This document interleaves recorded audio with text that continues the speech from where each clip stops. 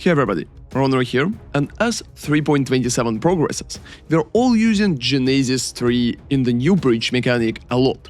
So I wanted to do a quick video, showcase what kind of variations I already tested, which variations provided good results for me, and what I can recommend at the moment. Please feel free to subscribe to the channel if you enjoy quick videos showcasing new mechanics as well. Let's go!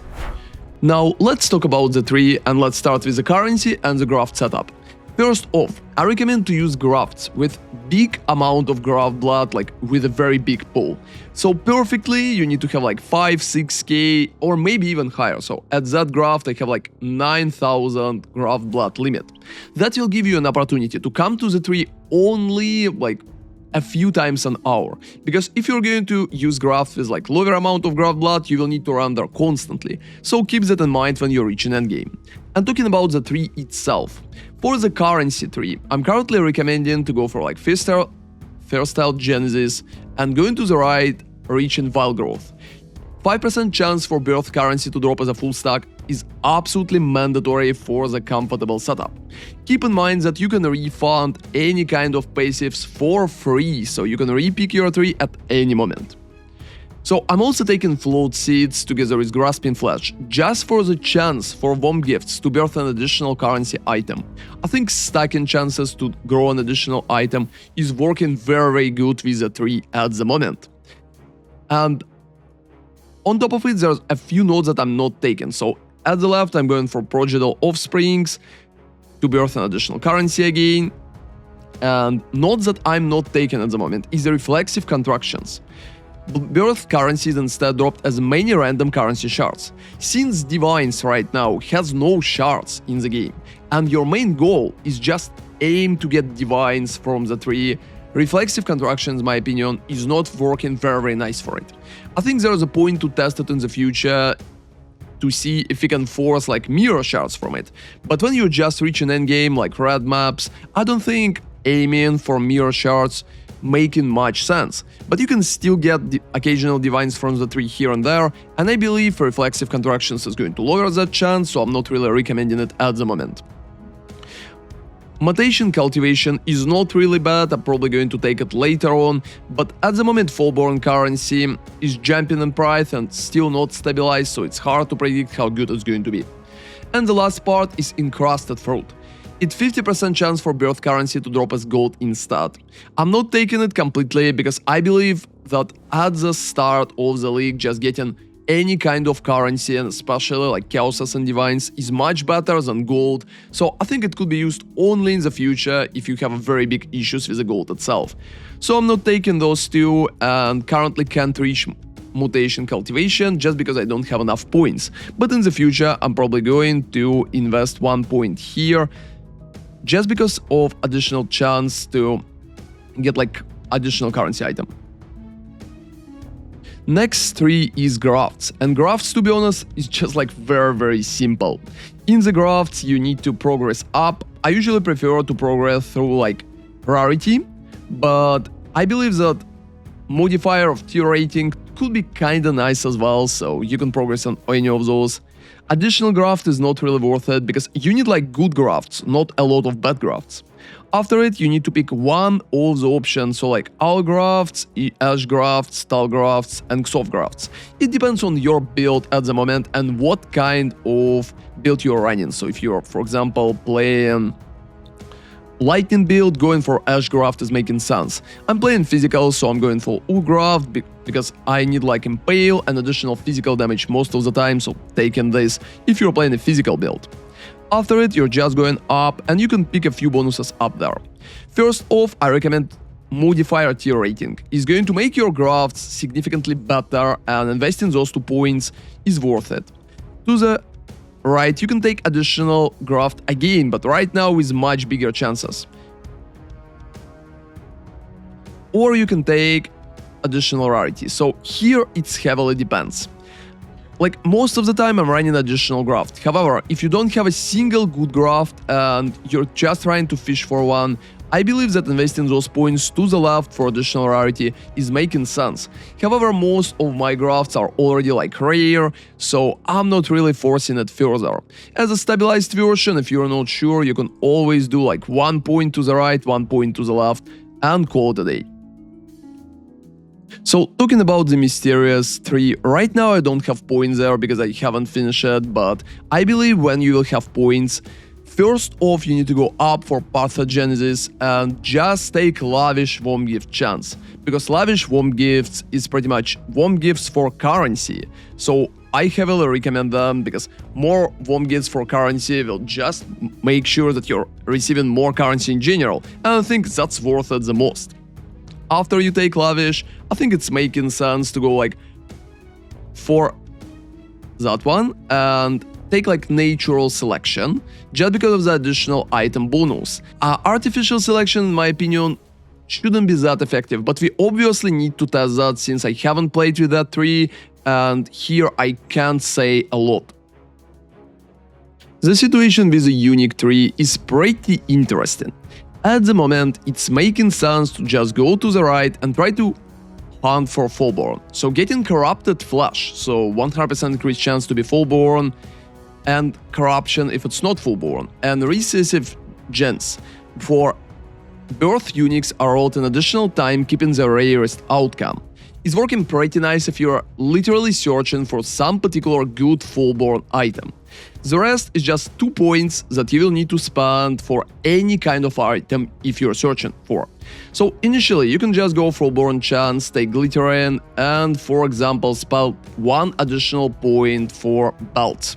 So if I would need to get that, I'm probably going to drop Corrupted Flesh and take the belts. That way you can literally try to get like Headhunter, to get like Mage Blood and stuff like that. However, chances are not really high, and most of the time I recommend to just focus on the uniques that your build need. So if your build needs like some particular unique armor, some particular unique weapons, or anything like that, you can just invest those 2 points and take, for example, like helmets if you need it. That's heavily build dependent, and right now doing it for profit is harder because most of the time you're not going to receive very good items. But what if you just want to do that for profit? If you just want to do that for profit, I heavily recommend to go for shields or body armors. Just because body armors together with shields is currently very popular in terms of Fullborn items, there's a lot of Fullborn Bronze Sleeve, Dialas, Cloaks of Flames, perfect forms like Covenant, so I believe for body armors it's making a lot of sense. Most of them cost approximately like 1 divine, so it's definitely just worth it going up, taking body armor and trying to roll as many as possible to get like a very good Fullborn one. And if you're going for body armor, there's one important thing that you will need to keep in mind. So you will need to get Throbbing Veins. Just for Birth Unique weapons and armor roll sockets and links, 150 times rerolled, so keeping the best outcome. That way you will have like 6 links, you will have like 6 sockets, and it's going to happen more often. So just for profit, I recommend the tree like that, higher Fullborn chances, and Throbbing Veins together with body armor setup. And right now, let's talk about the last part, crafting armors, like rare armors, rare jewelry and stuff like that. First off, I believe that crafting weapons and armors currently is probably the best idea. Mostly because 3 is providing a lot of 6 links and they still cost at least something. You can also use them yourself, so it's made a lot of additional sense. First off, if you're crafting body armors, you need to go up for Arterial Mesh. It gives you a lot of chances for 6 links. On top of it, I recommend to take all small nodes for like values of the random modifiers rerolled, modifier tier rating, like all small one of them. Here you will need to take Guardian Flash together with increased body armor chances. Keep in mind that if you would like something else, you can also get like chance for weapons, for example.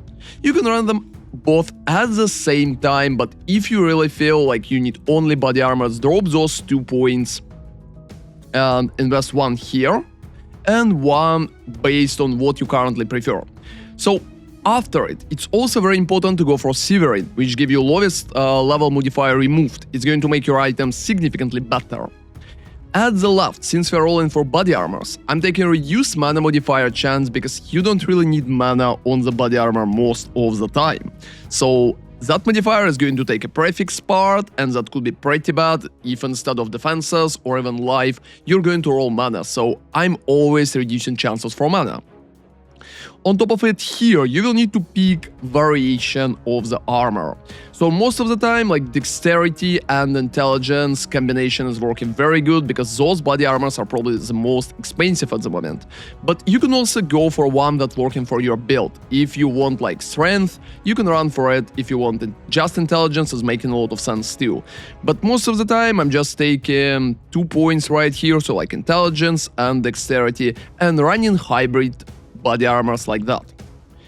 At the left, here you can get modifiers that you want. So usually it could be life, because people are searching for life on the items at least occasionally, or it could be defense. The safe option is always defense or even resistances if you prefer it. But you can experiment with both life, defense and resistances because all three of them are kinda viable depending on the body armor. If you want the safest option, it's probably just going to be defenses, so just leave it at it. And the rest of the setup is pretty basic, you just keep in the rest of like tiers and stuff. You don't really need to go for increased chances here if you are not focusing some particular resistances, for example. If you do, I heavily recommend to take like increased for chaos modifiers, because together with bonus for resistances, it's just going to give you chaos resistance. And chaos resistance is always valuable on the items, so I heavily recommend that. The rest is not looking that amazing, so you can practically stay at something like that and just spam crafting this until you'll get good 6 link for at least yourself and perfectly some that you can sell at the market. So at the moment, that's where I am with the tree. I think it's going to be a very good source of getting items at the start. We will see how good currency and unique tree will scale. Most of the time when I have a Graft blood, I'm crafting currency first. After it, I'm crafting rares, and the last I'm crafting uniques because those are pretty random at the moment, so I can recommend the same for you. We will see how it will work after the league progresses, and I hope it still will be fun even later on. We will explore like deeper in the tree. Thank you very much for watching and see you next time. ronarray out.